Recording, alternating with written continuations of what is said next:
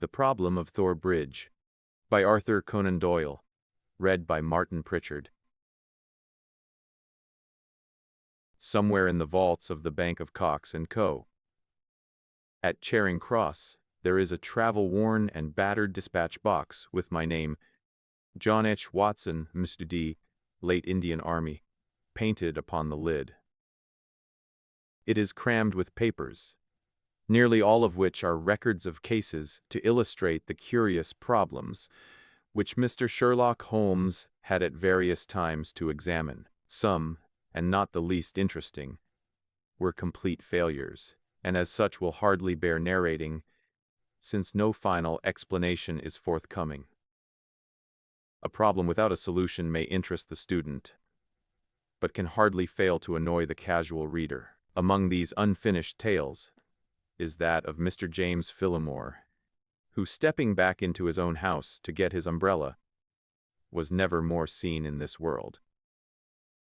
No less remarkable is that of the cutter Alicia, which sailed one spring morning into a small patch of mist from where she never again emerged, nor was anything further ever heard of herself and her crew. A third case worthy of note is that of Isidora Persano, the well-known journalist and duellist, who was found stark staring mad with a matchbox in front of him, which contained a remarkable worm said to be unknown to science. Apart from these unfathomed cases, there are some which involve the secrets of private families to an extent which would mean consternation in many exalted quarters, if it were thought possible that they might find their way into print. I need not say that such a breach of confidence is unthinkable, and that these records will be separated and destroyed now that my friend has time to turn his energies to the matter. There remain a considerable residue of cases of greater or less interest, which I might have edited before had I not feared to give the public a surfeit which might react upon the reputation of the man whom above all others I revere. In some I was myself concerned and can speak as an eyewitness, while in others I was either not present or played so small a part that they could only be told as by a third person. The following narrative is drawn from my own experience.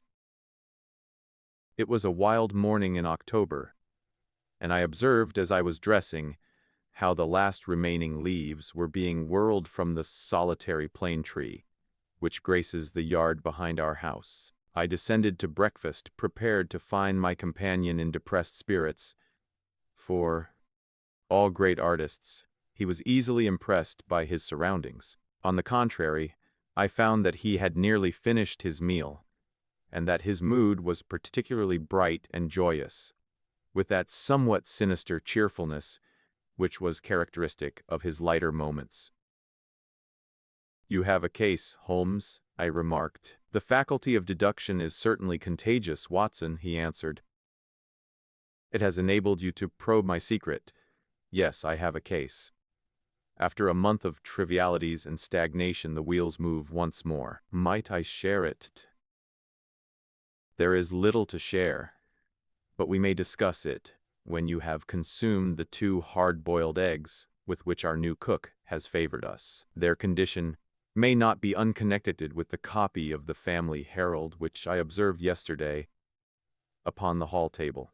Even so trivial a matter, cooking an egg, demands an attention which is conscious of the passage of time and incompatible with the love romance in that excellent periodical."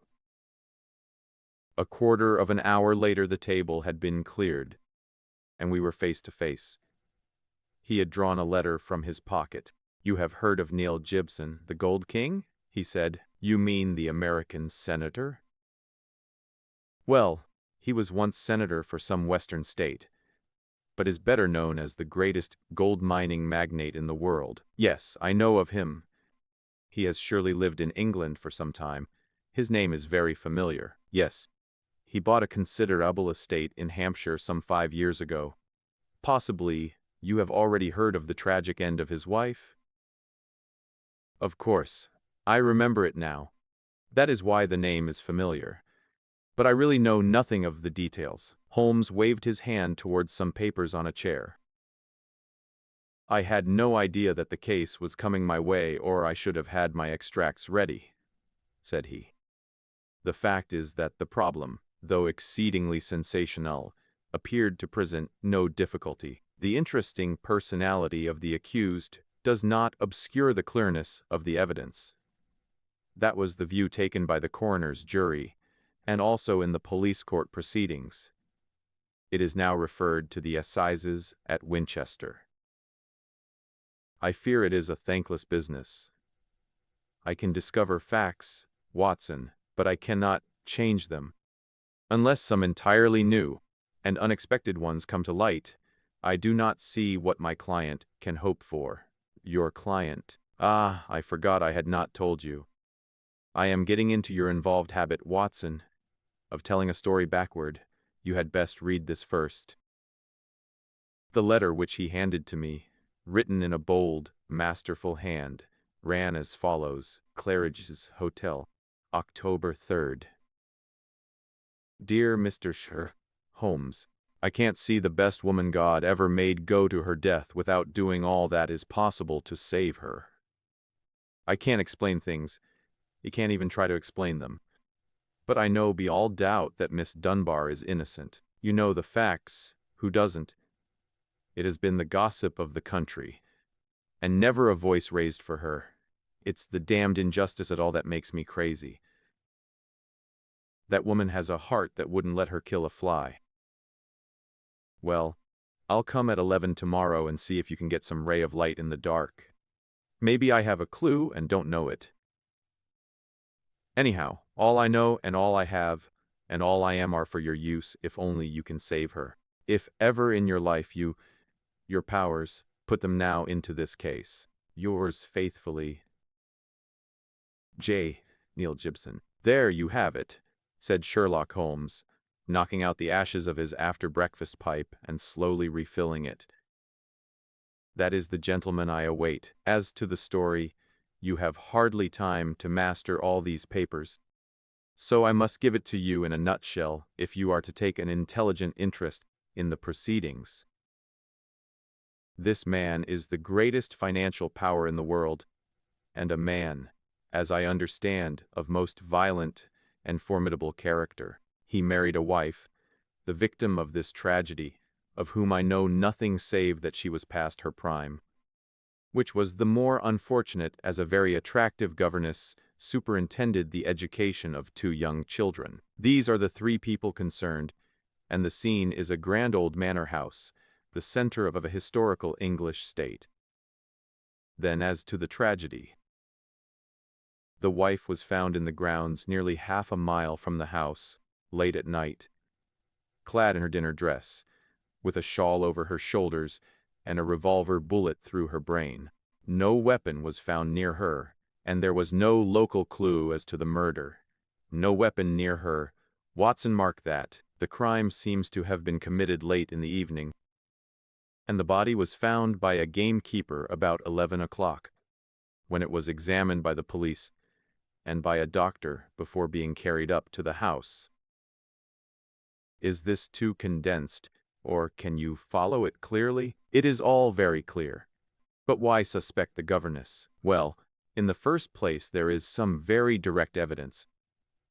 A revolver with 1 discharged chamber, and a caliber, which corresponded with the bullet, was found on the floor of her wardrobe. His eyes fixed, and he repeated in broken words, "On the floor of her wardrobe."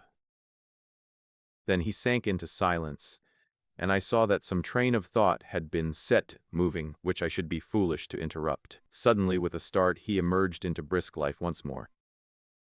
"Yes, Watson, it was found. Pretty damning, eh?" So the 2 juries thought. Then the dead woman had a note upon her making an appointment at that very place, and signed by the governess. How's that? Finally, there is the motive. Senator Gibson is an attractive person. If his wife dies, who more likely to succeed her than the young lady who had already, by all accounts, received pressing attentions from her employer? Love, fortune, power, all depending upon one middle-aged life. Ugly, Watson, very ugly. Yes, indeed, Holmes. Nor could she prove an alibi. On the contrary, she had to admit that she was down near Thor Bridge. That was the scene of the tragedy about that hour. She couldn't deny it, for some passing villager had seen her there. That really seems final. And yet, Watson, and yet. This bridge, a single broad span of stone, with balustrated sides, carries the drive over the narrowest part of a long, deep, reed-girt sheet of water. Thormere it is called. In the mouth of the bridge lay the dead woman. Such are the main facts. But here, if I mistake not, is our client, considerably before his time. Billy had opened the door, but the name which he announced was an unexpected one. Mr. Marlowe Bates was a stranger to both of us. He was a thin, nervous wisp of a man with frightened eyes and a twitching, hesitating manner. A man whom my own professional eye would judge to be on the brink of an absolute nervous breakdown. "You seem agitated, Mr. Bates," said Holmes. "Pray sit down. I fear I can only give you a short time, for I have an appointment at 11.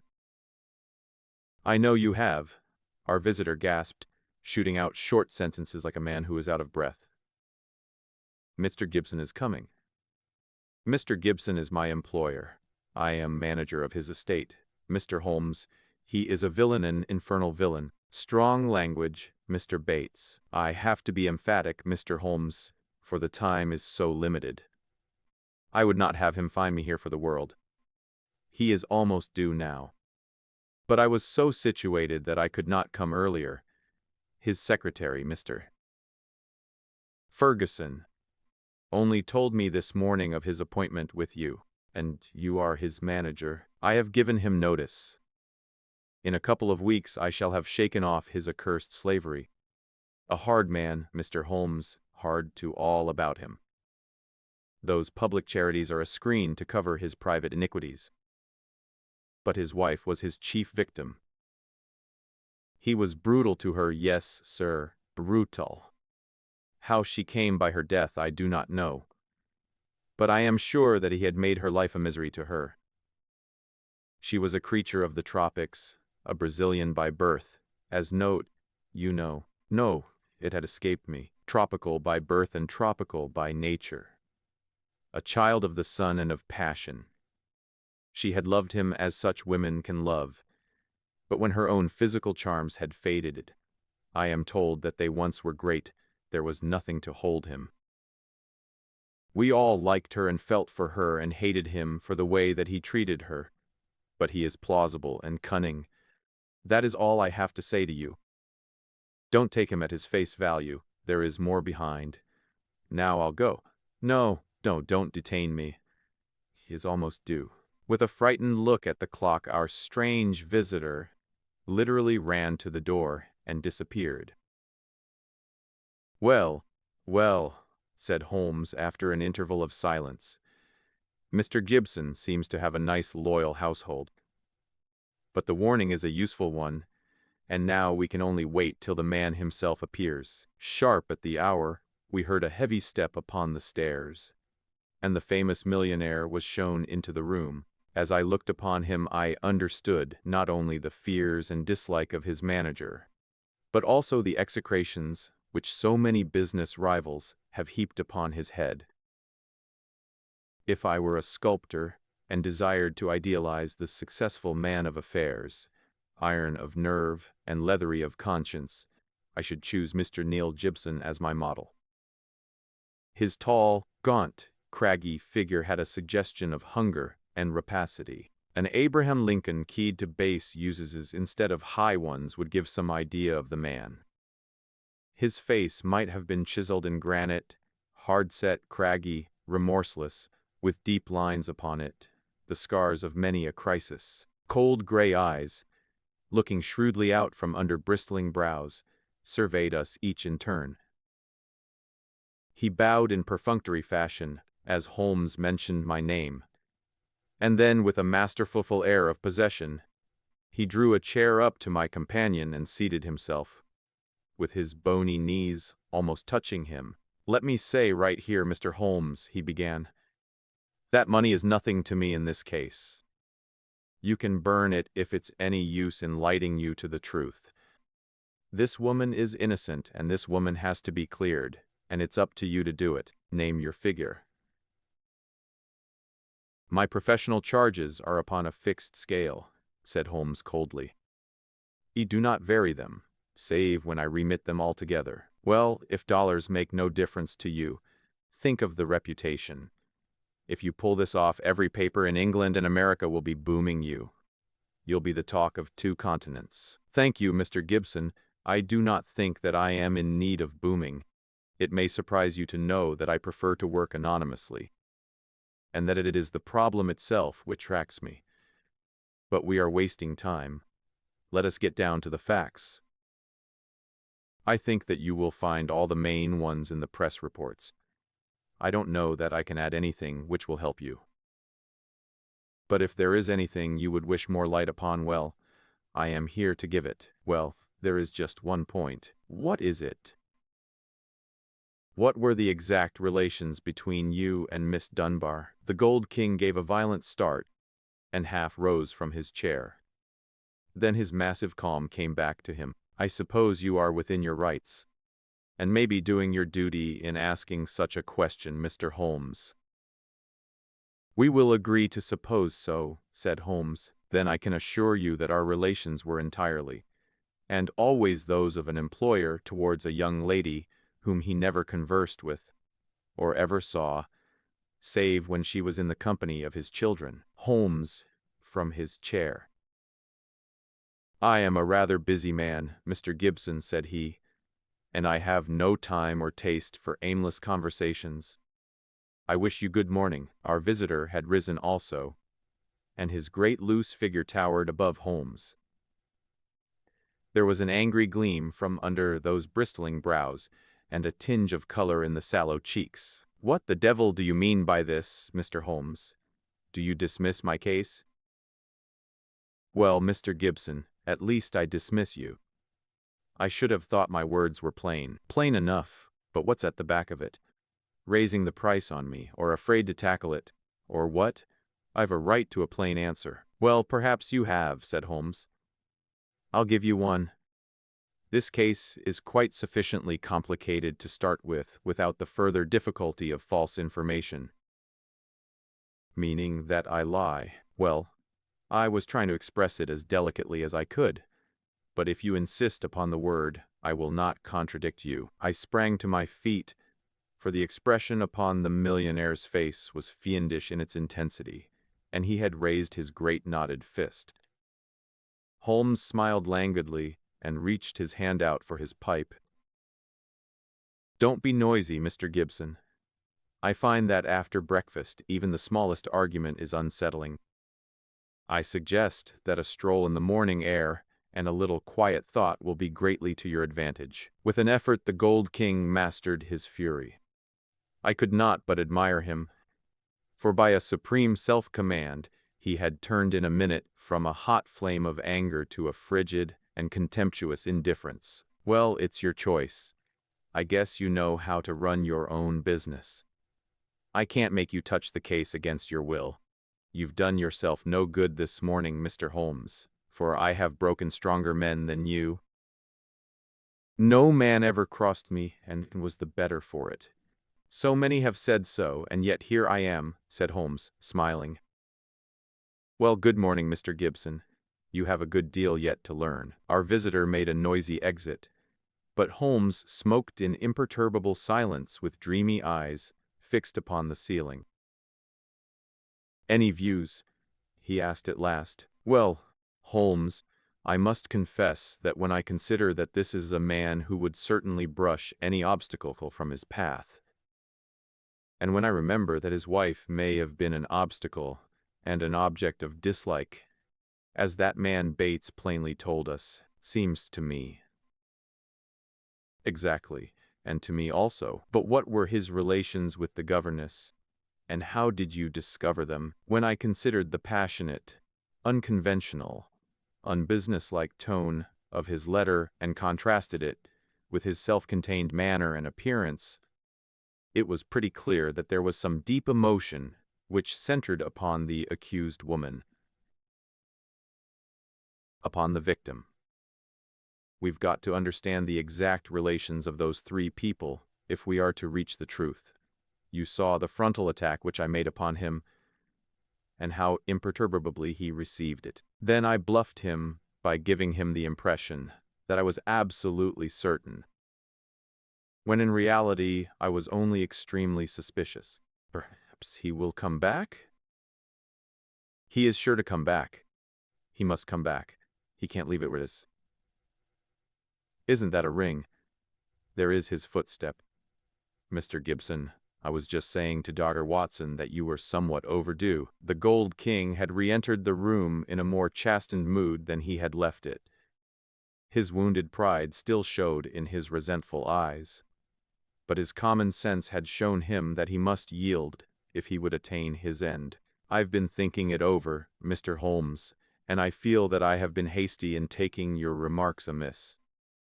You are justified in getting down to the facts, whatever they may be, and I think the more of you for it. I can assure you, however, that the relations between Miss Dunbar and me don't really touch this case. That it is to decide, is it not? Yes, I guess that is so. You're like a surgeon who wants every symptom before he can give his diagnosis. Exactly. That expresses it. And it is only a patient who has an object in deceiving his surgeon who would conceal the facts of his case. That may be so, but you will admit, Mr. Holmes, that most men would shy off a bit when they are asked point-blank what their relations with a woman may be, if there is really some serious feeling in the case. I guess most men have a little private reserve of their own in some corner of their souls where they don't welcome intruders, and you burst suddenly into it. But the object excuses you, since it was to try and save her. Well, the stakes are down and the reserve open, and you can explore where you will. What is it you want? The truth. The Gold King paused for a moment as one who marshals his thoughts. His grim, deep-lined face had become even sadder and more grave. I can give it to you in a very few words, Mr. Holmes, said he at last. There are some things that are painful as well as difficult to say, so I won't go deeper than is needful. I met my wife when I was gold hunting in Brazil. Maria Pinto was the daughter of a government official at Manaus, and she was very beautiful. I was young and ardent in those days, but even now, as I look back with colder blood and a more critical eye, I can see that she was rare and wonderful in her beauty. It was a deep, rich nature, passionate, wholehearted, tropical, ill-balanced from the American women whom I had known. Well, to make a long story short, I loved her and I married her. It was only when the romance had passed, and it lingered for years, that I realized that we had nothing, absolutely nothing in common. My love faded. If hers had faded also, it might have been easier. But you know the wonderful way of women. Do what I might, nothing could turn her from me. If I have been harsh to her, even brutal as some have said, it has been because I knew that if I could kill her love, or if it turned to hate, it would be easier for both of us. But nothing changed her. She adored me in those English woods as she had adored me 20 years ago on the banks of the Amazon. Do what I might, she was as devoted as ever. Then came Miss Grace Dunbar. She answered our advertisement and became governess to our 2 children. Perhaps you have seen her portrait in the papers. The whole world has proclaimed that she also is a very beautiful woman. Now, I make no pretense to be more moral than my neighbors, and I will admit to you that I could not live under the same roof with such a woman and in daily contact with her without feeling a passionate regard for her. Do you blame me, Mr. Holmes? I do not blame you for feeling it. I should blame you if you expressed it. since this young lady was in a sense under your protection. Well, maybe so, said the millionaire, though for a moment the reproof had brought the old angry gleam into his eyes. I'm not pretending to be any better than I am. I guess all my life I've been a man that reached out his hand for what he wanted. And I never wanted anything more than the love and possession of that woman. I told her so. Oh, you did you? Holmes could look very formidable when he was moved. I said to her that if I could marry her I would, but that it was out of my power. I said that money was no object, and that all I could do to make her happy and comfortable would be done. Very generous, I am sure, said Holmes with a sneer. See here, Mr. Holmes. I came to you on a question of evidence, not on a question of morals. I'm not asking for your criticism. It is only for the young lady's sake that I touch your case at all, said Holmes sternly. I don't know that anything she is accused of is really worse than what you have yourself admitted, that you have tried to ruin a defenseless who was under your roof. Some of you rich men have to be taught that all the world cannot be bribed into condoning your offenses. To my surprise, the Gold King took the reproof with equanimity. That's how I feel myself about it now. I thank God that my plans did not work out as I intended. She would have none of it, and she wanted to leave the house instantly. Why did she not? Well, in the first place, others were dependent upon her, and it was no light matter for her to let them all down by sacrificing her living. When I had sworn, as I did, that she should never be molested again, she consented to remain. But there was another reason. She knew the influence she had over me, and that it was stronger than any other influence in the world. She wanted to use it for good. How? Well, she knew something of my affairs. They are large, Mr. Holmes, large beyond the belief of an ordinary man. I can make or break, and it is usually break. It wasn't individuals only. It was communities, cities, even nations. Business is a hard game, and the weak go to the wall. I played the game for all it was worth. I never squealed myself, and I never cared if the other fellow squealed. But she saw it different. I guess she was right. She believed and said that a fortune for one man, that was more than he needed, should not be built on 10,000 ruined men who were left without the means of life. That was how she saw it, and I guess she could see past the dollars to something that was more lasting. She found that I listened to what she said, and she believed she was serving the world by influencing my actions. So she stayed, and then this came along. Can you throw any light upon that? The Gold King paused for a minute or more, his head sunk in his hands, lost in deep thought. It's very black against her. I can't deny that, and women lead an inward life, and may do things beyond the judgment of a man. At first I was so rattled and taken aback that I was ready to think she had been led away in some extraordinary fashion that was clean against her usual nature. One explanation came into my head. I give it to you, Mr. Holmes, for what it is worth. There is a soul jealousy that can be as frantic as any body jealousy, and though my wife had no cause, and I think she understood this, for the latter, she was aware that this English girl exerted an influence upon my mind and my acts that she herself never had. It was an influence for good, but that did not mend the matter. She was crazy with hatred, and the heat of the Amazon was always in her blood. She might have planned to murder Miss Dunbar, or we will say to threaten her with a gun, and so frighten her into leaving us. There might have been a scuffle, and the gun gone off, and shot the woman who held it. That possibility had already occurred to me, said Holmes. Indeed, it is the only obvious alternative to deliberate murder. But she utterly denies it. Well, that is not final, is it?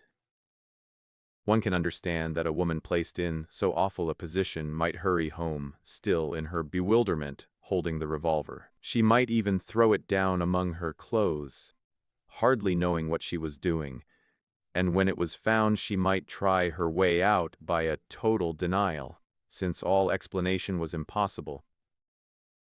What is against such a supposition? Miss Dunbar herself. Well, perhaps. Holmes looked at his watch. I have no doubt we can get the necessary permits this morning and reach Winchester by the evening train. When I have seen this young lady, it is very possible that I may be of more use to you in the matter, though I cannot promise that my conclusions will necessarily such as you desire. There was some delay in the official pass, and instead of reaching Winchester that day, we went down to Thor Place, the Hampshire estate of Mr. Neil Gibson. He did not accompany us himself, but we had the address of Sergeant Coventry of the local police, who had first examined into the affair. He was a tall, thin, cadaverous man, with a secretive and mysterious manner, which conveyed the idea that he knew or suspected a very great deal more than he dared say. He had a trick, too, of suddenly sinking his voice to a whisper as if he had come upon something of vital importance, though the information was usually commonplace enough. Behind these tricks of manner, he soon showed himself to be a decent, honest fellow who was not too proud to admit that he was out of his depth, and would welcome any help. Anyhow, I'd rather have you than Scotland Yard, Mr. Holmes, said he. If the Yard gets called into a case, then the local loses all credit for success and may be blamed for failure. Now, you play straight, so I've heard. I need not appear in the matter at all, said Holmes to the evident relief of our melancholy acquaintance. If I can clear it up, I don't ask to have my name mentioned. Well, it's very handsome of you, I am sure. And your friend, Dr. Watson, can be trusted, I know. Now, Mr. Holmes, as we walk down to the place, there is one question I should like to ask you. I'd breathe it to no soul but you. He looked round as though he hardly dare utter the words. Don't you think there might be a case against Mr. Neil Gibson himself? I've been considering that. You've not seen Miss Dunbar. She is a wonderful fine woman in every way. He may well have wished his wife out of the road. And these Americans are readier with pistols than our folk are. It was his pistol, you know. Was that clearly made out? Yes, sir. It was one of a pair that he had. One of a pair.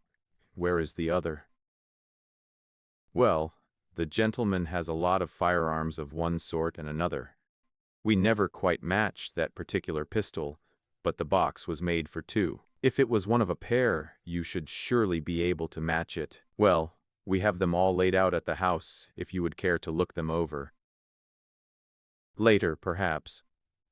I think we will walk together and have a look at the scene of the tragedy. This conversation had taken place in the little front room of Sergeant Coventry's humble cottage, which served as the local police station. A walk of half a mile or so across a wind-swept heath, all gold and bronze with the fading ferns, brought us to a side gate opening into the grounds of the Thor Place estate.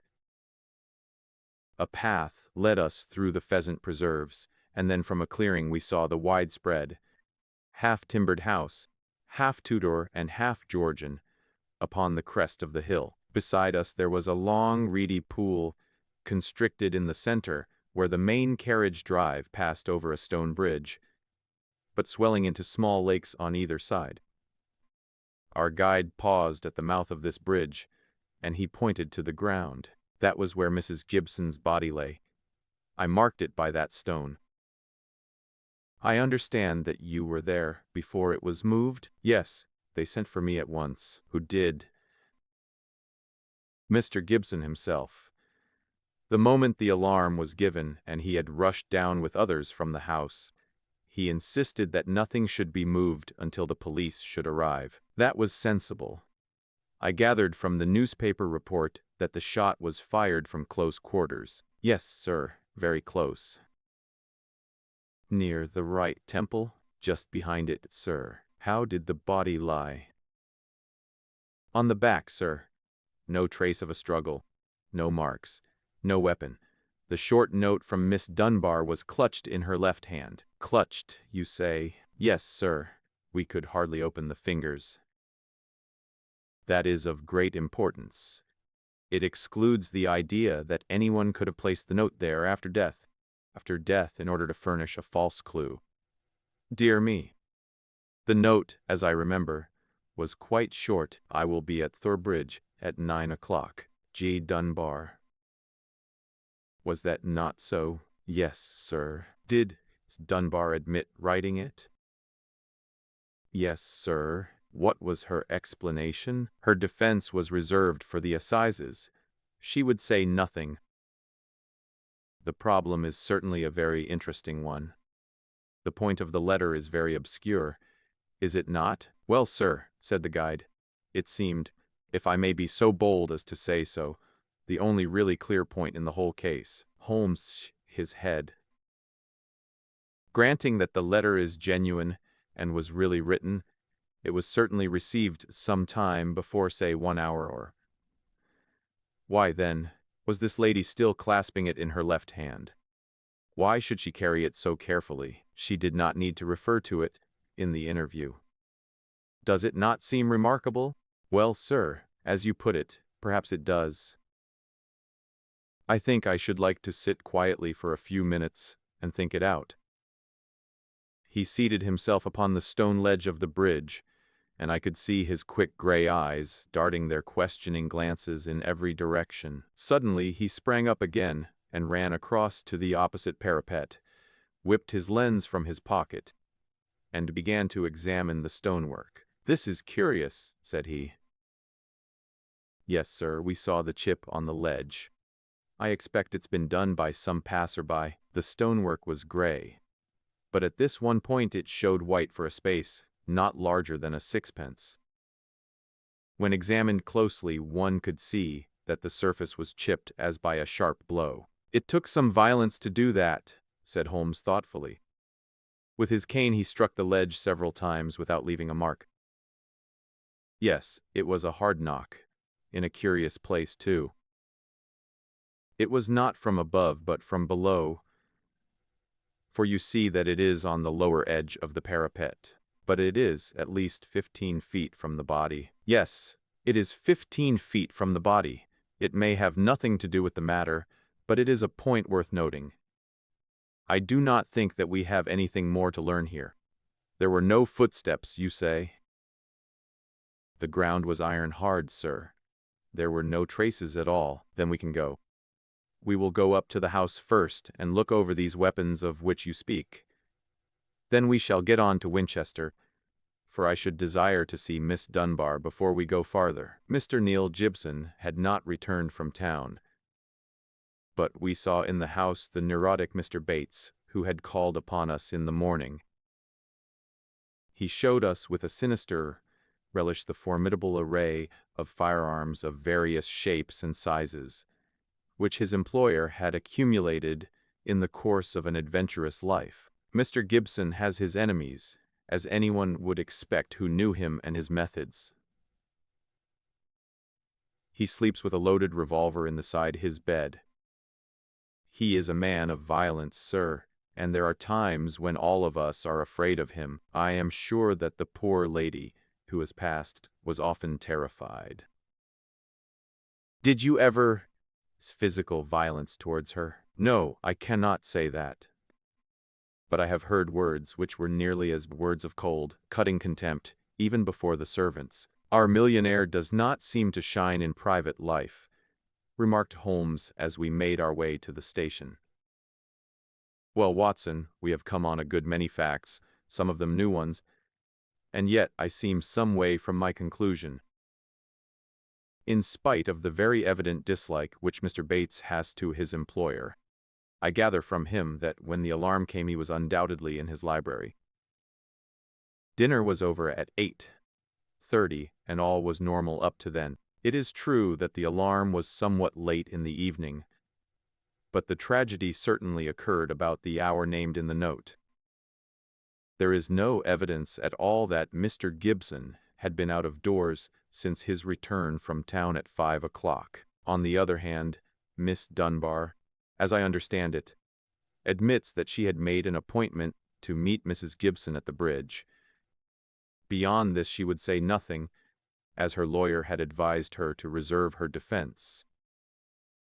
We have several very vital questions to ask that young lady, and my mind will not be easy until we have seen her. I must confess that the case would seem to me to be very black against her if it were not for one thing. And what is that, Holmes? The finding of the pistol in her wardrobe. Dear me, Holmes, I cried. That seemed to me to be the most damning incident of all. Not so, Watson. It had struck me even at my first perfunctory reading as very strange, and now that I am in closer touch with the case it is my only firm ground for hope. We must look for consistency. Where there is a want of it, we must suspect deception. Hardly follow you. Well now, Watson, suppose for a moment that we visualize you in the character of a woman who in a cold, premeditated fashion is about to get rid of a rival. You have planned it. A note has been written. The victim has come. You have your weapon. Do you tell me that after carrying out so crafty a crime, you would now ruin your reputation as a criminal by forgetting to fling your weapon into those adjacent reed beds, which would forever cover it? But you must needs carry it carefully home. Put it in your own wardrobe, the very first place that would be searched. Your best friends would hardly call you a schemer, Watson, and yet I could not picture you doing anything so crude as that in the excitement of the moment. No, Watson, I will not admit that it is possible. Where a crime is coolly premeditated, then the means of covering it are coolly premeditated also. I hope, therefore, that we are in the presence of a serious misconception. But there is so much to explain. Well, we shall set about explaining it. When once your point of view is changed, the very thing which was so damning becomes a clue to the truth. For example, there is this revolver. Miss Dunbar disclaims all knowledge of it. On our new theory, she is speaking truth when she says so. Therefore, it was placed in her wardrobe. Who placed it there? Someone who wished to incriminate her. Was not that person the actual criminal? You see how we come at once upon a most fruitful line of inquiry. We were compelled to spend the night at Winchester, as the formalities had not yet been completed. But next morning, in the company of Mr. Joyce Cummings, the rising barrister who was entrusted with the defense, we were allowed to see the young lady in her cell. I had expected from all that we had heard to see a beautiful woman, but I can never forget the effect which Miss Dunbar produced upon me. It was no wonder that even the masterful millionaire had found in her something more powerful than himself, something which could control and guide him. One felt, too, as one looked at the strong, clear-cut, and yet sensitive face, that even should she be capable of some impetuous deed, none the less there was an innate nobility of character which would make her influence always for the good. She was a brunette, tall, with a noble figure and commanding presence. But her dark eyes had in them the appealing, helpless expression of the hunted creature who feels the nets around it, but can see no way out from the toils. Now, as she realized the presence and the help of my famous friend, there came a touch of color in her wan cheeks, and a light of hope began to glimmer in the glance which she turned upon us. Perhaps Mr. Neil Gibson has told you something of what occurred between us, she asked in a low, agitated voice. Yes, Holmes answered. You need not pain yourself by entering into that part of the story. After seeing you, I am prepared to accept Mr. Gibson's statement both as to the influence which you had over him and as to the innocence of your relations with him. But why was the whole situation not brought out in court? It seemed to me incredible that such a charge could be sustained. I thought that, if we waited, the whole thing must clear itself up, without our being compelled to enter into painful details of the inner life of the family. But I understand that, far from clearing, has become even more serious. My dear young lady, cried Holmes earnestly, I beg you to have no illusions upon the point. Mr. Cummings here would assure you that all the cards are at present against us, and that we must do everything that is possible if we are to win clear. It would be a cruel deception to pretend that you are not in very great danger. Give me all the help you can, then, to get at the truth. I will conceal nothing. Tell us, then, of your true relations with Mr. Gibson's wife. She hated me, Mr. Holmes. She hated me with all the fervor of her tropical nature. She was a woman who would do nothing by halves, and the measure of her love for her husband was the measure also of her hatred for me. I would not wish to wrong her, but she loved so vividly in a physical sense that she could hardly understand the mental, and even spiritual, tie which held her husband to me, or imagine that it was only my desire to influence his power to good ends, which kept me under his roof. I can see now that I was wrong. Nothing could justify me in remaining where I was a cause of unhappiness, and yet it is certain that the unhappiness would have remained even if I had left the house. Now, Miss Dunbar, said Holmes, I beg you to tell us exactly what occurred that evening. I can tell you the truth so far as I know it, Mr. Holmes, but I am in a position to prove nothing, and there are points, the most vital points, which I can neither explain nor can I imagine any explanation. If you will find the facts, perhaps others may find the explanation. With regard, then, to my presence at Thor Bridge that night, I received a note from Mrs. Gibson in the morning. It lay on the table of the schoolroom, and it may have been left there by her own hand. It implored me to see her there after dinner, said she had something important to say to me, and asked me to leave an answer on the sundial in the garden, as she desired no one to be in our confidence. I saw no reason for such secrecy, but I did as she asked, accepting the appointment. She asked me to destroy her note, and I burned it in the schoolroom grate. She was very much afraid of her husband, who treated her with a harshness for which I frequently reproached him, and I could only imagine that she acted in this way because she did not wish him to know of our interview. Yet she kept your reply very carefully? Yes. I was surprised to hear that she had it in her hand when she died. Well, what happened then? I went down as I had promised. When I reached the bridge, she was waiting for me. Never did I realize, till that moment, how this poor creature hated me. She was like a mad woman indeed.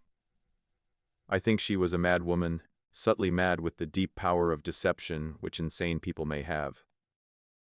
How else could she have met me with unconcern every day, and yet had so raging a hatred of me in her heart? I will not say what she said. She poured her whole wild fury out in burning and horrible words. I did not even answer. I could not. It was dreadful to see her. I put my hands to my ears and rushed away. When I left her, she was standing, still shrieking out her curses at me, in the mouth of the bridge, where she was afterwards found, within a few yards from the spot. And yet, presuming that she met her death shortly after you left her, you heard no shot? No, I heard nothing.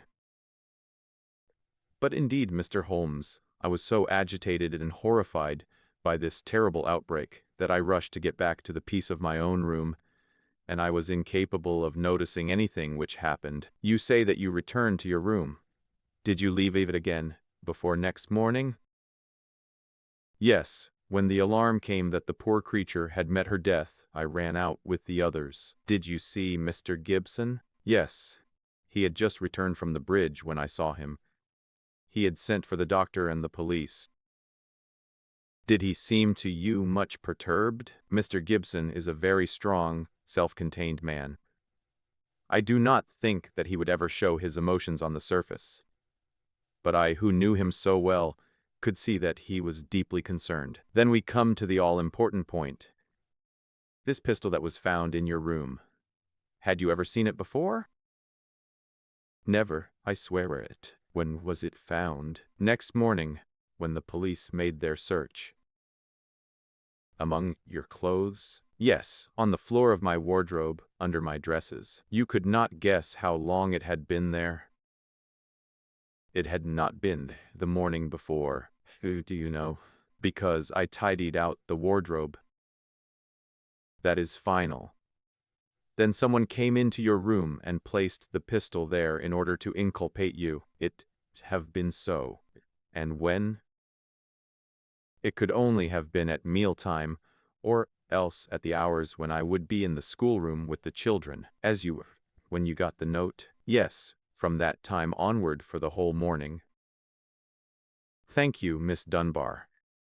Is there any other point which could help me in the investigation? I can think of none. There was some sign of violence on the stonework of the bridge, a perfectly fresh chip just opposite the body. Could you suggest any possible explanation of that? Surely it must be a mere coincidence. Curious, Miss Dunbar, very curious. Why should it appear at the very time of the tragedy? And why at the very place? But what could have caused it? Only great violence could have such an effect. Holmes did not answer. His pale, eager face had suddenly assumed that tense, far-away expression which I had learned to associate with the supreme manifestations of his genius. So evident was the crisis in his mind that none of us dared to speak, and we sat, barrister, prisoner, and myself, watching him in a concentrated and absorbed silence. Suddenly he sprang from his chair, vibrating with nervous energy and the pressing need for action. "Come, Watson, come," he cried. "What is it, Mr. Holmes?" "Never mind, my dear lady. You will hear from me, Mr. Cummings.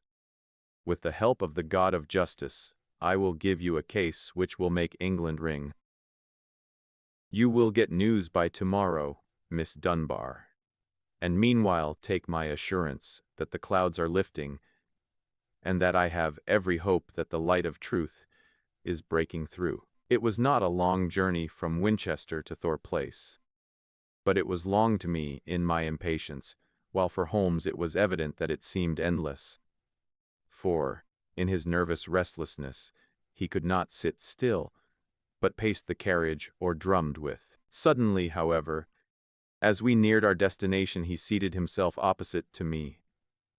We had a first-class carriage to ourselves, and laying a hand upon each of my knees, he looked into my eyes with the peculiarly mischievous gaze which was characteristic of his more imp-like moods. "Watson," said he, "I have some recollection that you go armed upon these excursions of ours." It was as well for him that I did so, for he took little care for his own safety when his mind was once absorbed by a problem, so that more than once my revolver had been a good friend in need. I reminded him of the fact. "Yes, I am a little absent-minded in such matters.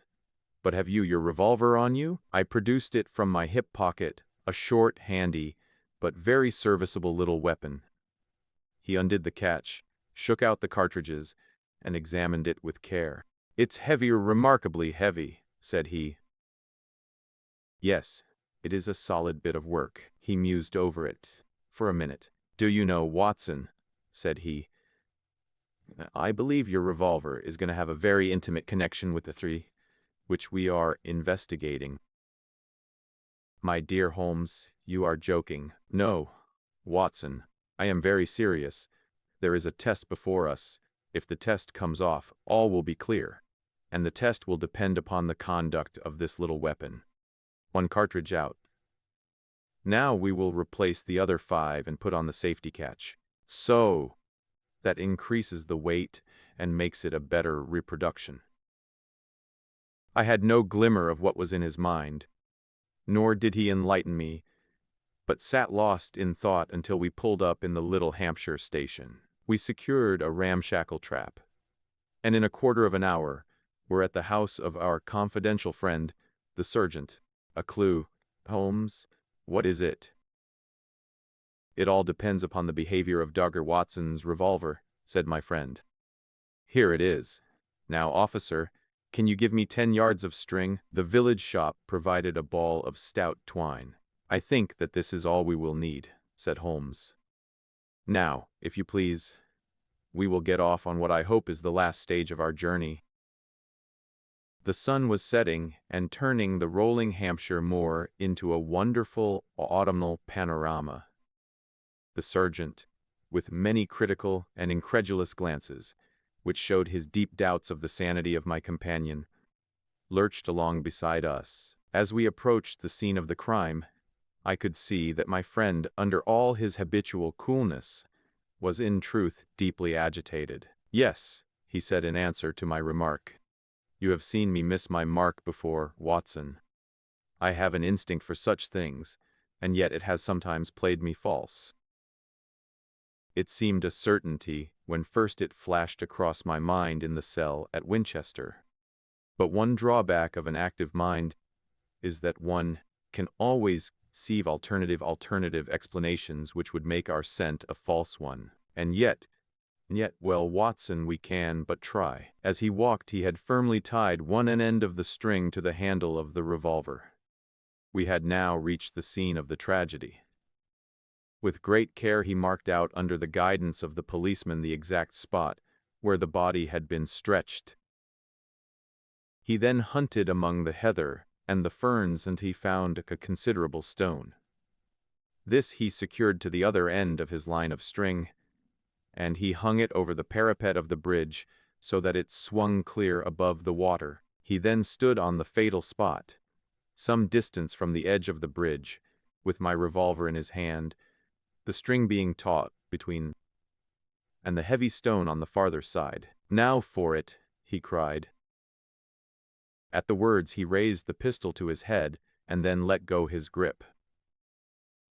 In an instant it had been whisked away by the weight of the stone, had struck with a sharp crack against the parapet, and had vanished over the side into the water. It had hardly gone before Holmes was kneeling beside the stonework, and a joyous cry showed that he had found what he expected. Was there ever a more exact demonstration? He cried. See, Watson, your revolver has solved the problem. As he spoke, he pointed to a second chip of the exact size and shape of the first which had appeared on the under edge of the stone balustrade. We'll stay at the inn tonight, he continued as he rose and faced the astonished.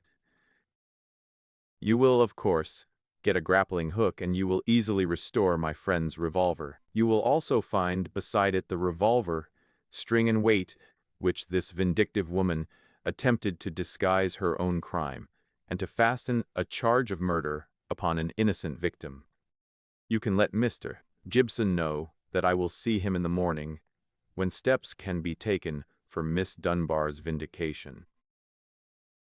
Late that evening, as we sat together smoking our pipes in the village inn, Holmes gave me a brief review of what had passed. I fear, Watson, said he, that you will not improve any reputation which I may have acquired by adding the case of the Thor Bridge mystery to your annals. I have been sluggish in mind, and wanting in that mixture of imagination and reality which is the basis of my art. I confess that the chip in the stonework was a sufficient clue to suggest the true solution, and that I blame myself for not having attained it sooner. It must be admitted that the workings of this unhappy woman's mind were deep and subtle, so that it was no very simple matter to unravel her plot. I do not think that in our adventures we have ever come across a stranger example of what perverted love can bring about. Whether Miss Dunbar was her rival in a physical or in a merely mental sense seems to have been equally unforgivable in her eyes. No doubt she blamed this innocent lady for all those harsh dealings and unkind words with which her husband tried to repel her too demonstrative affection. Her first resolution was to end her own life. Her second was to do it in such a way as to involve her victim in a fate which was worse far than any sudden death could be. We can follow the various steps quite clearly, and they show a remarkable subtlety of mind. A note was extracted very cleverly from Miss Dunbar, which would make it appear that she had chosen the scene of the crime. In her anxiety that it should be discovered, she somewhat overdid it by holding it in her hand to the last. This alone should have excited my suspicions earlier than it did. Then she took one of her husband's revolvers. There was, as you saw, an arsenal in the house, and kept it for her own use. A similar one she concealed that morning in Miss Dunbar's wardrobe after discharging one barrel, which she could easily do in the woods without attracting attention. She then went down to the bridge where she had contrived this exceedingly ingenious method for getting rid of her weapon. The papers may ask why the mirror was not dragged in the first instance. But it is easy to be wise after the event, and in any case the expanse of a reed-filled lake is no easy matter to drag unless you have a clear perception of what you are looking for and where. Well, Watson, we have helped a remarkable woman, and also a formidable man. Should they in the future join their forces, as seems not unlikely, the financial world may find that Mr. Neil Gibson has learned something in that schoolroom of sorrow where our earthly lessons are taught.